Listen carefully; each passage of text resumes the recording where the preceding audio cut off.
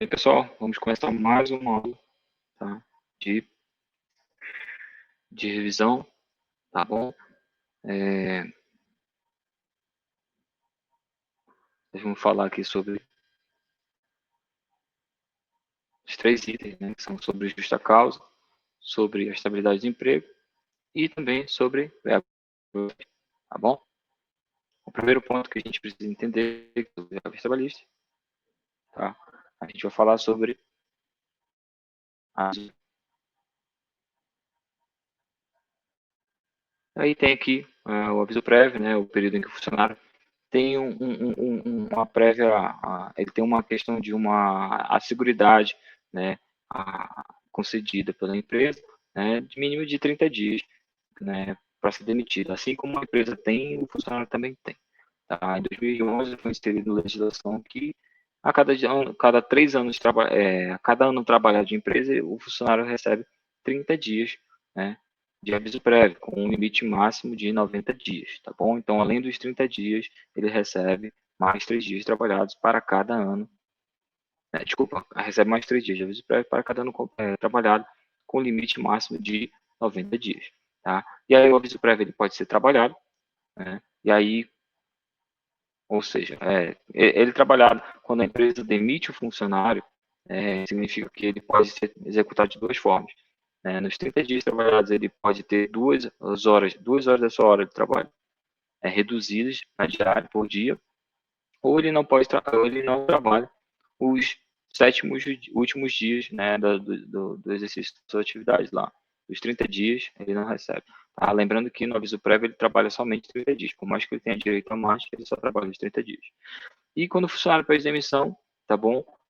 Ele pode trabalhar, né, no caso aqui do trabalhado, isso significa que ele pode cumprir também fazer um acordo de cumprir o aviso prévio. Ou seja, quando ele pede demissão, ele tem que informar qual é a condição do trabalho dele. Ele vai trabalhar os 30 dias ou não. E aí ele trabalha nessas mesmas condições. Ou ele tem 2 horas da sua jornada diária reduzida, trabalho reduzido, ou ele tem os 7 últimos dias do aviso prévio dele não são trabalhados, tá bom? E ao final deste prazo, o funcionário tem um prazo de 10 dias para pagar, e isso vai refletir também em 13º e férias, tá bom? Quando é indenizado, significa que eles não têm interesse de que ele trabalhe no aviso prévio. Tá? Quando a empresa demite ele, né, ela vai pagar pelos 30 dias, além dos outros dias adicionais a cada ano, tá bom? E quando o funcionário pede demissão e não cumpre, não quer cumprir o aviso prévio, a empresa pode descontar um valor equivalente a um mês de salário dele, tá bom? Cobrindo em casa.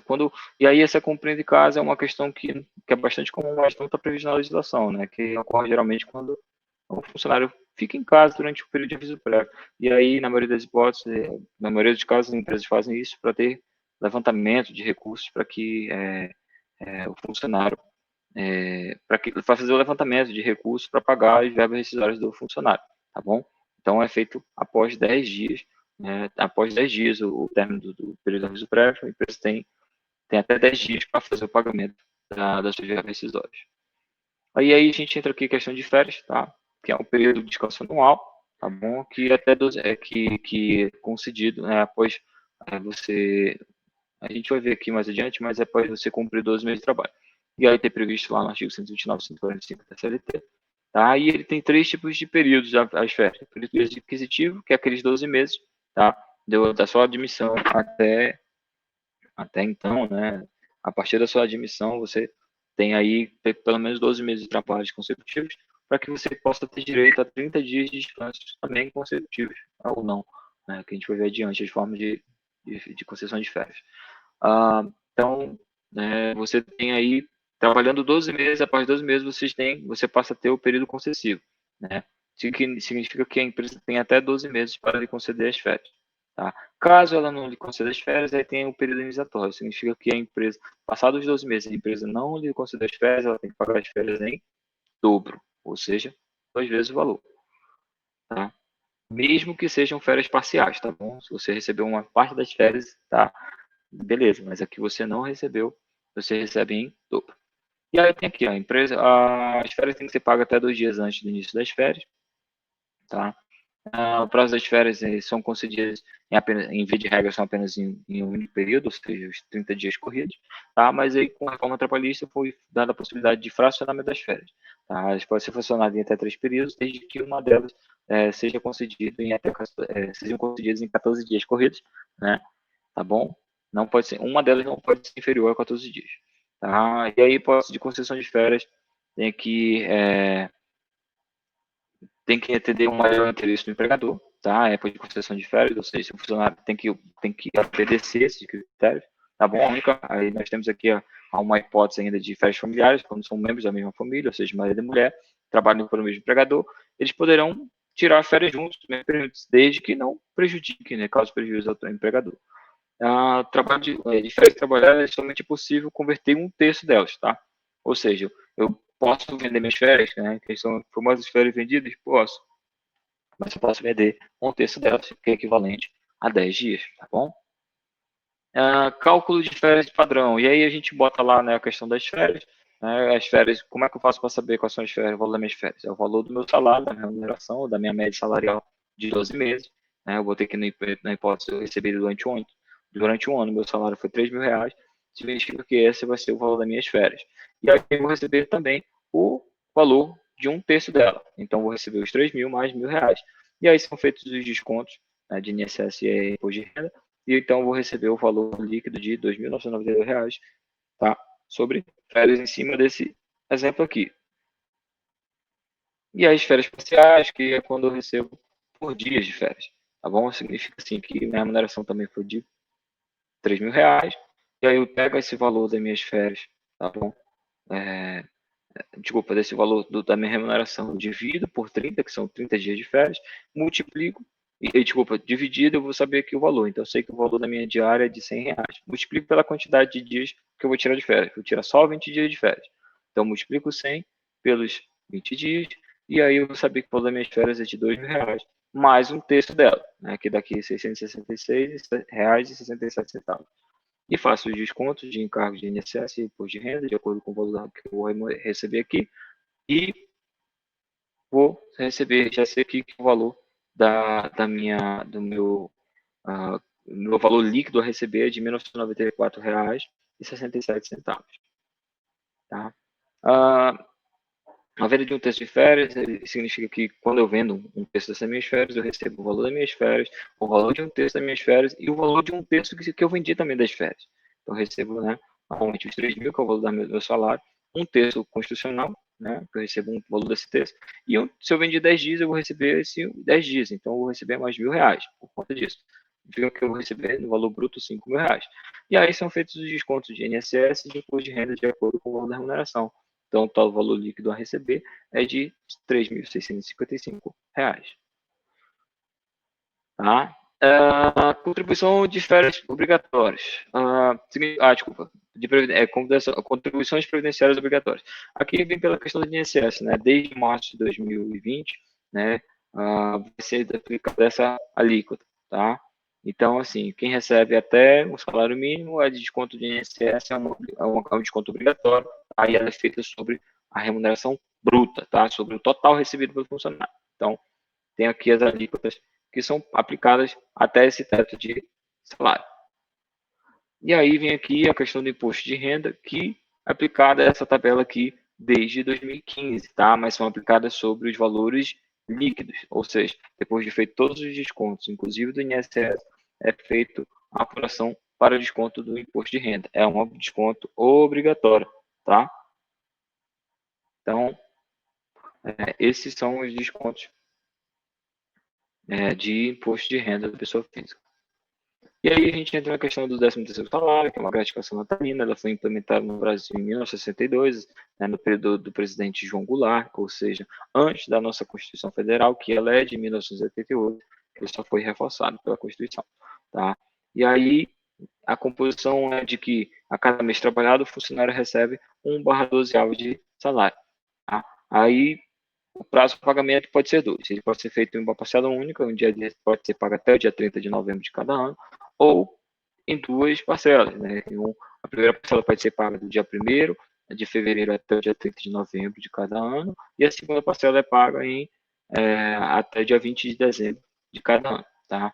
Se precisar, aí botei a informação de que tem detalhe aqui, assim que essa data limite coincidir com um domingo ou feriado, o pagamento deve ser antecipado para o último dia útil anterior, tá bom? Para prazo de pagamento, a partir de 15 dias, o prazo para pagamento. Essa questão do prazo para pagamento, eu vou dizer aqui o seguinte, que é a questão do período aquisitivo, tá bom? O período aquisitivo por quê? Não basta eu entrar em um mês, diferente das férias que a gente falou aqui, né? O 13º salário eu tenho que trabalhar pelo menos 15 dias, tá? Para poder ter direito a 1/12º de férias, 13º salário, tá bom?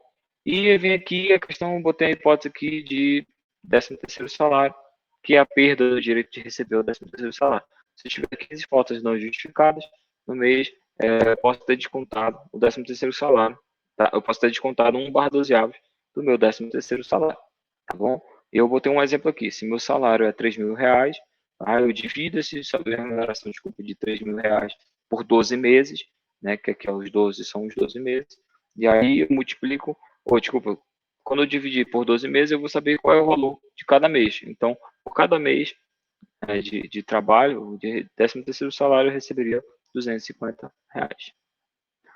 E aí vem aqui a questão do tal do salário, que são os dias trabalhados, né? Que existem várias hipóteses de salário, mas eu botei aqui as que são mais comuns, que é o salário, que é aquele que recebe por hora ou recebe por mês.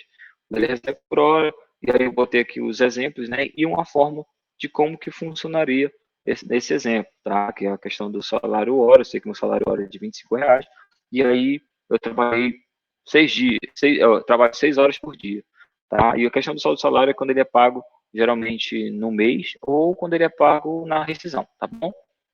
Então, por exemplo, se eu for admitido dia 15, desculpa, dia 16 de julho de 2020, né? Então, quando chegar lá no quinto dia útil de agosto, eu vou saber qual é o meu salário, de acordo com esse valor do meu salário hora, tá bom? E aí tem aqui a questão da quantidade de dias trabalhados, tá bom? Então, eu multiplico aqui o meu salário hora vezes os meus dias trabalhados, ou minhas horas trabalhadas por dia, que eu vou saber qual é o valor da minha diária, e multiplico pelos dias que eu trabalhei, que aí eu vou chegar no resultado. A mesma coisa aqui, né, do mensalista, tá bom? O mensalista, eu sei que o meu salário por mês é R$ 3.000, eu trabalho, né, um mês é composto por 30 dias, mas eu trabalhei só 17. Então, o que eu faço? Eu pego os R$ 3.000, divido por 30 dias, tá? Eu vou saber o valor de cada dia. Então, eu sei que o valor de cada dia aqui, cortando pela matemática, que é de R$ 100 o valor da minha diária. Tá? Então, se eu trabalhei 17 dias, eu multiplico 100 por 17. Né? Tem aqui a fórmula pela questão das siglas que eu coloquei aqui. Tá? Então, significa que o valor que eu vou receber é de R$ 1.700. O FGTS é uma poupança garantida ao trabalhador, né? Feito pela empresa, que isso é totalmente ônus da empresa, não é do trabalhador. O FGTS não é descontado do trabalhador, tá? Ele é pago única e exclusivamente pela empresa, uma conta vinculada junto à Caixa Econômica, criada toda vez que ele for prestar serviço para a empresa. Então, é descontado lá, desculpa, é descontado não, é depositado nessa conta vinculada dele, essa poupança de 8%. E aí existem dois tipos de conta, né? A conta ativa e a conta inativa. A conta ativa é aquela que ainda são feitos os depósitos mensalmente. E a conta inativa é aquela que, de vínculos de contrato de trabalho que se encerraram, né, ou que você podia que são de contratos de trabalho que se encerraram, mas que o valor ainda está lá, que você não, por algum motivo, não pôde sacar.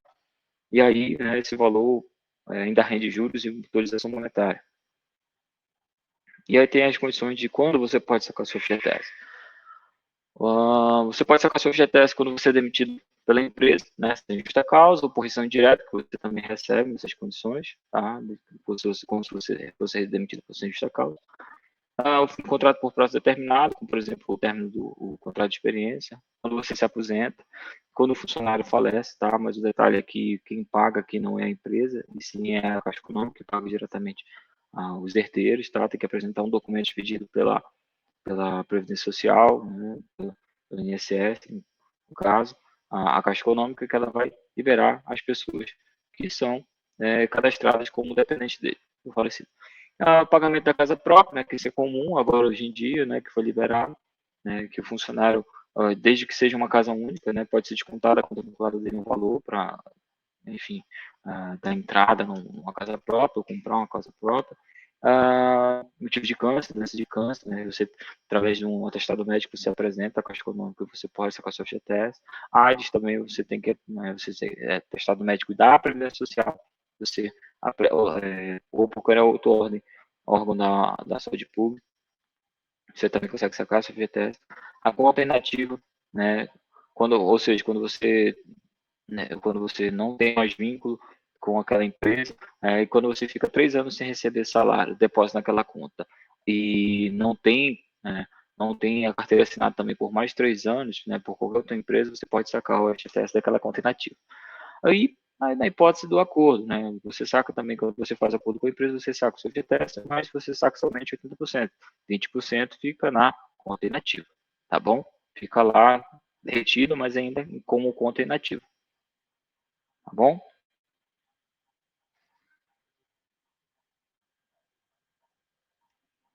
E aqui agora a gente fala sobre estabilidade de emprego. A questão da estabilidade do emprego, ela funciona como uma garantia, né, temporária ou permanente, a gente vai ver das hipóteses, prevista em lei, como uma questão de manter um equilíbrio econômico para o beneficiado. Assegurar a garantia que seu emprego somente será perdido se houver causa que aplique, né, dispensa indicada pela lei, ou seja, na grande maioria não, o funcionário que tem estabilidade, né, das hipóteses que a gente vai ver, ele só pode ser demitido se for por justa causa, tá bom? E aí existem os tipos de estabilidade. A primeira é a geral, que é aquela que é aplicada a todos os funcionários, e a especial, que é aplicada a determinado grupo de empregados, e a definitiva, que ela existe, mas quase não se vê, que é os funcionários que são, né, têm mais de 10 anos de serviço, mas os contratos de trabalho deles são anteriores à Constituição de 1988, pois a Constituição de 1988 veio derrubando a estabilidade definitiva do funcionário, tá? E aí, o que são mais comuns, que são as estabilidades provisórias, né, que a gente vai ver as hipóteses agora. Tem a primeira aqui, é a gestante. A gestante é aquela que desde a confirmação da gravidez até 5 meses após o parto. A primeira coisa que a gente precisa entender também aqui é que o período de estabilidade da gestante é aproximadamente 14 meses. Por quê? Porque são 9 meses da gestação mais 5 meses após o parto, certo? Total de 14 meses. Se ela descobriu durante o período de aviso prévio a gestação, ela tem direito sim à estabilidade. Se ela não desconhecia, se ela desconhecia no momento da sua dispensa que ela que ela estava gestante e posteriormente ela descobriu, ela pode comunicar à empresa, tá? Desde que esse período da gestação dela se coincida com o período em que ela estava trabalhando para a empresa, tá bom? Ela pode comunicar à empresa e ser integrado ao local de trabalho, tá bom? Reintegrado. Caso ela já tenha ultrapassado esse período ou a empresa se recuse a reintegrá-la, né, ou não haja uma decisão legal com a reintegração, ela recebe, por isso, uma indenização substitutiva. O contrato por prazo determinado. Esse aqui é, por exemplo, como eu falei ainda agora, o contrato de experiência. No contrato de experiência, ela descobre que está gestante, ela comunica à empresa, ela tem direito à estabilidade gestacional, de aproximadamente 14 meses. A aborto espontâneo, vai ser um outro tipo de estabilidade, né? O aborto espontâneo um aborto não criminoso, tá? A interrupção da gravidez, ela tem um repouso remunerado de 2 semanas. Após a morte da criança após o parto, mantém-se a estabilidade do funcionário, do empregado, tá? Até o 5º mês do parto. Ou seja, o bebê nasceu com vida, mas faleceu, né, após o parto. E aqui é na hipótese da funcionária, né, a funcionária gestante faleceu no parto, e aí também se mantém a estabilidade de pagamentos assegurados, né, que seria ela, mas vai ser destinado a quem detiver a guarda da criança, tá? Geralmente é o pai. Nem todas as hipóteses são o pai. E tem aqui a questão do membros da comissão de conciliação prévia, né? Que são no mínimo compostos por no mínimo de 2, no máximo 10 membros, tá? Que elas são instituídas por convenções coletivas de trabalho, tá bom? E entenda que a metade delas é indicada pelos empregados, a outra metade é indicada pelos empregadores. E aí as que são indicadas pelos empregados, é, eles têm, tá? Eles têm estabilidade de 1 ano após o término do mandato. tá bom? Mas somente aos que são indicados pelos empregados, os empregadores não. Dirigente sindical, né? O dirigente sindical é a partir do seu registro de candidatura, tá bom? Ele tem estabilidade a partir do momento que ele se inscreve, ele nem precisa ganhar, ele só precisa se inscrever para ter estabilidade de um ano após a partir do momento do seu registro, tá? Mas se ele foi eleito após o término do seu mandato, ele ainda tem um ano de estabilidade. E aí tem aqui o membro do Conselho Fiscal, não possui estabilidade. Delegado sindical também não possui estabilidade reconhecida. E aí, se o funcionário, no período de aviso prévio, se inscreve para concorrer, né, à candidatura sindical, ele tem estabilidade? Não, tá bom? Já é matéria simulada pelo TST. E o funcionário, que é uma curiosidade, só o funcionário que é dirigente sindical, que exerce sua atividade como sindicalista, ele não pode ser transferido, tá? Mas na seguinte condição, tá? Que ele não pode ser transferido para um lugar que dificulte ou impossibilite o desempenho das suas atividades, atribuições sindicais, tá bom? Ou seja, ele trabalha na cidade, né? Na comarca, né? Na capital, e aí ele é transferido para o interior, só que nesse interior é de difícil acesso, então ele não pode, por quê? Porque ele acumula atividade de sindicalista, né? E ele não pode ser transferido para outro local, dificulte esse tipo de trabalho dele, tá bom? De exercer a função dele de sindicalista.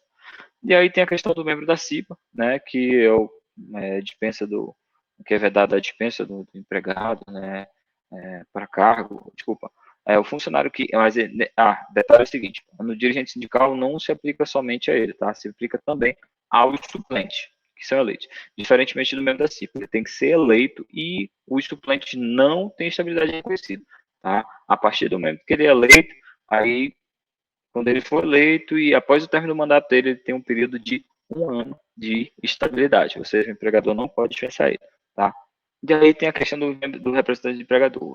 Na CIPA, né, composta por membros dos eleitos pelos trabalhadores e pelo empregador. O empregador indica, tá?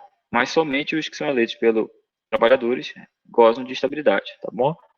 E se o funcionário PSP ele pode renunciar, ele não quer trabalhar, ele pode pedir demissão? Pode, tá bom? Isso também é matéria sumulada.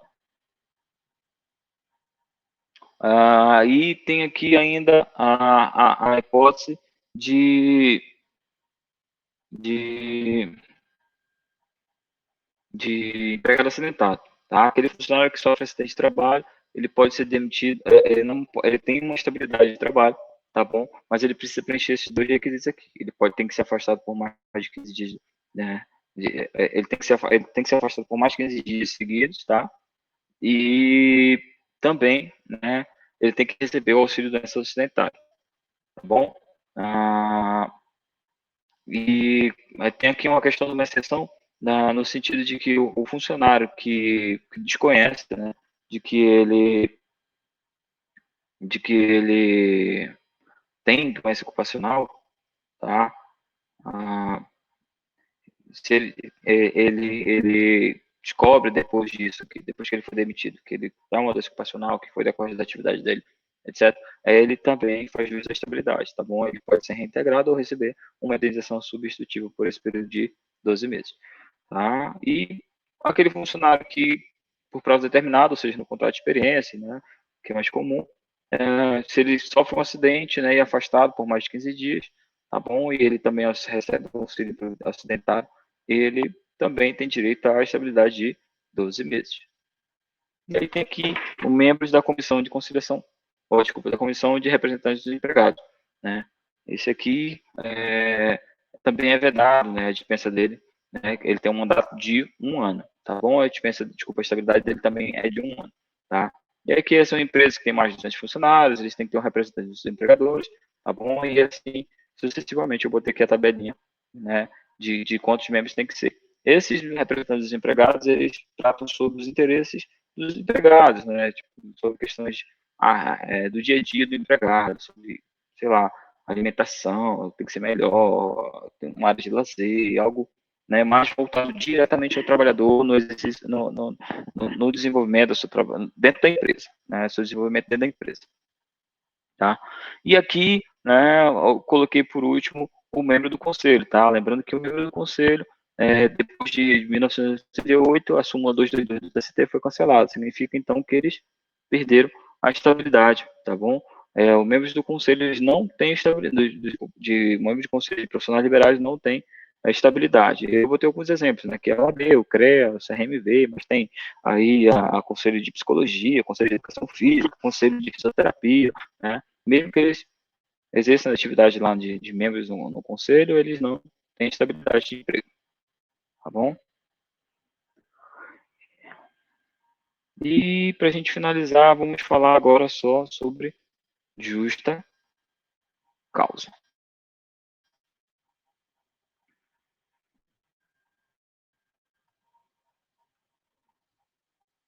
Abre aqui, vamos lá.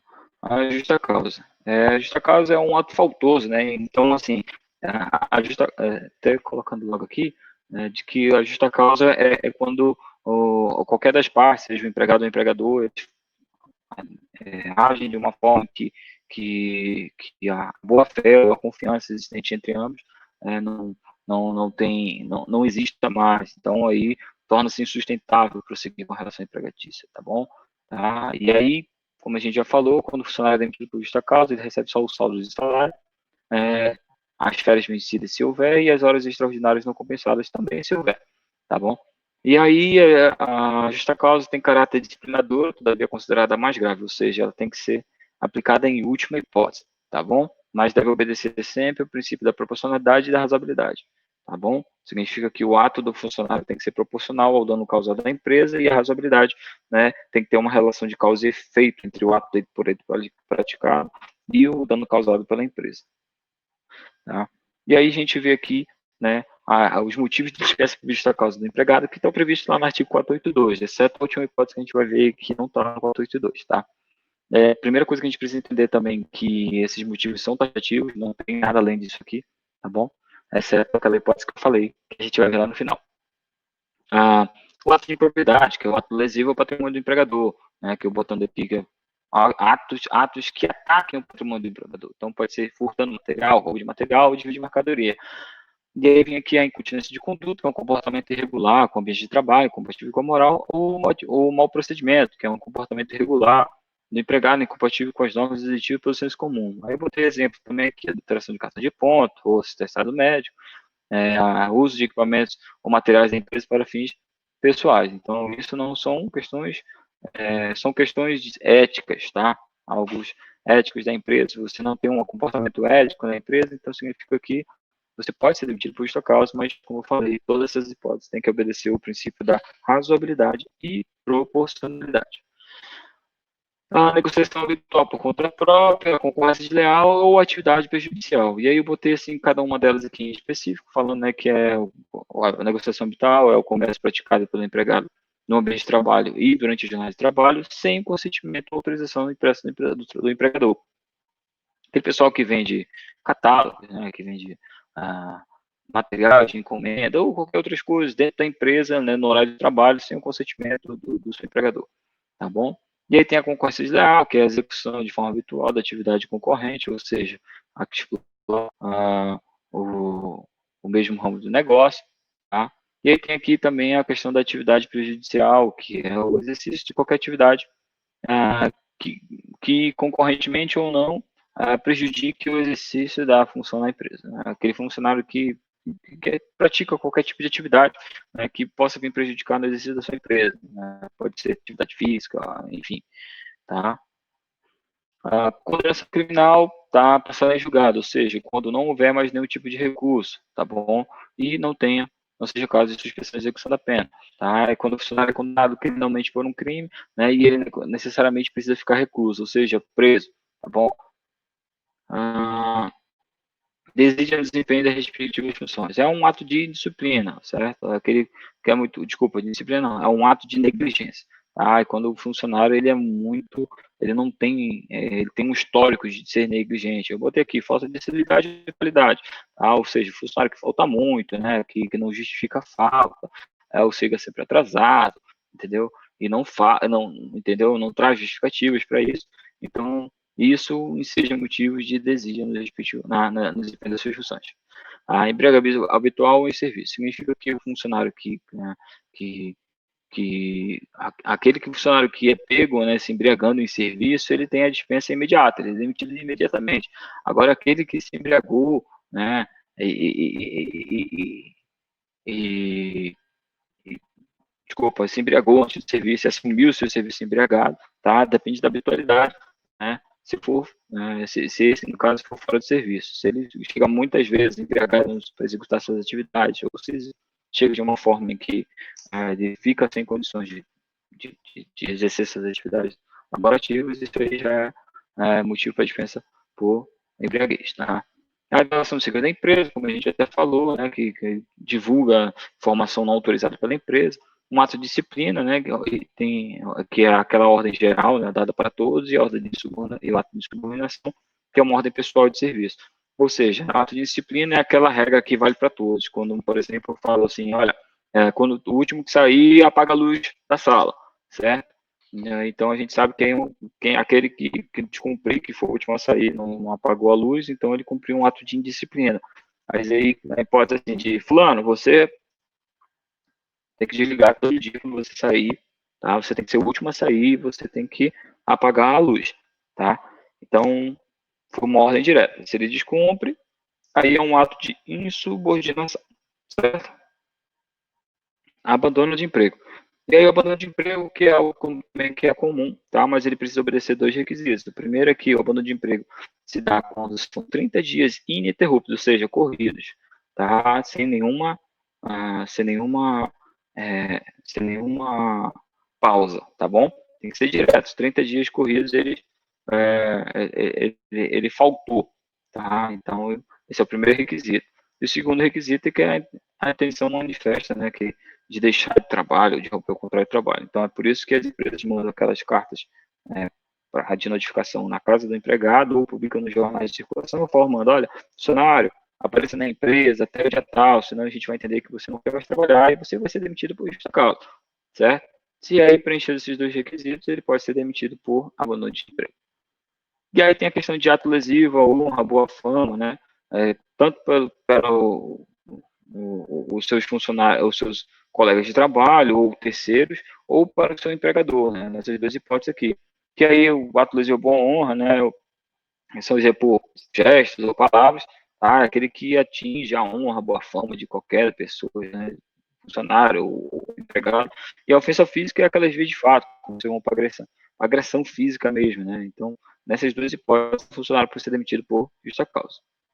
Tá? Prática de jogos constante de jogos de azar, que são a prática de jogos ilícitos dentro da empresa, tá? E perda de habilitação, né, que esse aqui é o nosso penúltimo motivo, tá? Essa perda de habilitação é quando que foi inserida pela reforma trabalhista, tá? É quando o funcionário precisa, para exercer suas atividades, executar, né? Ele precisa ter uma condição necessária para executar essa atividade e ele perde essa habilitação para executar. Como assim?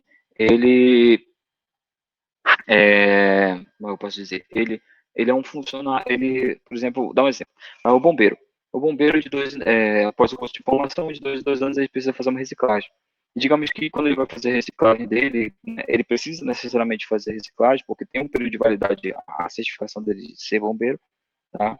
Durante esse período após esses 2 anos, ele não fez o curso de reciclagem, ele não se reciclou por culpa própria, ou ele não passou por culpa própria, né, na reciclagem, e aí ele seja motivo para ser dispensado por justa causa, tá bom? E aqui a última hipótese, né, de recusa injustificada do cumprimento normas de segurança, higiene e saúde no trabalho. Essa é a única hipótese que não está prevista no artigo 282 da CLT, tá? Em que o funcionário se recusa, se recusa a usar IPI, né, de forma injustificada, tá? Ele não se recusa a usar IPI, ou fazer procedimento de segurança, ou sei lá, não quero fazer ginástica laboral. Então, isso é uma questão de norma, segurança, higiene e saúde do trabalho. Então, ele precisa, ele pode ser demitido por justa causa. Lembrando que né, todos esses motivos que eu falei, tem que obedecer sempre os quesitos de proporcionalidade e razoabilidade, tá? Tem que ser sempre proporcional. A falta dele tem que ser proporcional, né, ao dano causado à empresa, o eventual constrangimento, enfim. Tá bom? E aí a gente entra, por final, aqui nos motivos de dispensa por empregador, que o mesmo é feito através da rescisão direta. A legislação prevê lá um procedimento administrativo que a gente comunica à empresa sobre esse fato de grave, mas que em todas as hipóteses que eu já vivenciei, a empresa ela não assume seus erros, então somente por via judicial. Por via judicial, né, a empresa ela é a empresa passa por um processo, o funcionário ele entra com um processo, e aí ele não precisa cumprir aviso prévio, a partir do momento que ele está com o processo, o contrato dele pode ficar suspenso ou não. Isso vai depender do interesse dele. Se ele quiser entrar com o processo e continuar trabalhando, ele pode. Tá? Mas na grande maioria das vezes, o funcionário ele pede seu afastamento para não sofrer nenhuma represália, nenhuma perseguição ou coisa do tipo. Tá? Então, assim, ele entra com um processo judicial, que é a rescisão direta, né, em que ele pede para ser reconhecida a falta grave praticada pela empresa. E aí, quais são esses motivos de falta grave? E aí, a gente entra aqui na hipótese do artigo 483, que também são taxativos, né? Que é aqui a EGZ, meu Deus. Quando forem exigidos serviços superiores às suas forças, defesas por lei, contrários aos costumes ou alheios ao contrato. Ou seja, aquelas hipóteses em que exige muito do esforço físico, né, do intelectual, algo fora do comum para o funcionário, ou que seja, né, cobrado dele, que, por exemplo, executar com habitualidade serviços pela qual ele não foi contratado, tá? Até que for tratado pelo empregador ou por seu superior com rigor excessivo, aqui já a questão do assédio, seja o assédio moral, o assédio sexual, tá? Aqui também se enquadra pela questão de ter um rigor excessivo em cima dele ou uma perseguição, tá bom? Correr perigo iminente de mal manifesto considerável significa que o próprio empregador expõe o seu empregado a condições de riscos, né, que podem comprometer sua integridade física ou comprometer a sua vida, enfim, né, de modo de um modo considerável, né, de que ele não apresenta nenhum meio, nem soluções, ou EPI, ou nenhum nada que possa diminuir esse mal considerável. E aí, assim, aqui tem ainda que o não cumprir o empregador com as obrigações de contrato de trabalho. Esse aqui é a cláusula mais comum que se enquadra aqui também, por exemplo, atraso de salário, não recolhimento de FGTS, não pagamento de férias, não concessão de férias, horas extras não pagas, 13º salário não pago. Então, são aquelas obrigações financeiras, né, não honradas pela empresa. E aqui, no final, né, não, ainda não, ainda tem aqui praticar o empregador, seus prepostos contra ele ou pessoas da sua família, ato lesivo à honra, à boa fama. E também aqui tem a questão de ofender fisicamente, tá? É a mesma hipótese do empregado, tá? Aquela questão de praticar gestos, atos, né, físicos, enfim, que possam denegrir a imagem do funcionário ou da sua família, né? São motivos para a dispensa por justa causa. E, por fim, aqui, né, o empregador reduziu o seu trabalho, sendo este por peça ou tarefa, de forma que afetar sensivelmente a importância do seu salário. Como assim? Aquele funcionário que recebe por tarefa, por demanda, por trabalho, né, a sua remuneração, ou por hora, né, de serviços, de prestados, etc. E aí ele começa, de forma justificada, reduzir, a fim de afetar bruscamente o salário do funcionário, é motivo para dispensa por rescisão direta, tá? Então, aplicada ao justa causa, ao empregador. Entenda que todas essas hipóteses também devem obedecer o princípio da proporcionalidade e da razoabilidade. E aí, no final aqui, para a gente finalizar, né, que na hipótese de dispensa indireta, o empregador tem direito a receber todos os verbas rescisórios, caso tenha sido dispensado sem justa causa, ou seja, a empresa demitindo o funcionário com todos os direitos. Tá bom? Pessoal, a gente termina aqui a nossa última aula de revisão, tá? De reforço. Aqui o meu e-mail, tá bom? Se vocês tiverem dúvidas, fiquem à vontade. Sugestões também fiquem à vontade. Aqui é meu número de telefone, aqui também é o WhatsApp. Podem ficar à vontade para mandar mensagem, tá? E eu fico muito grato pela atenção de vocês. E até a próxima, se Deus quiser.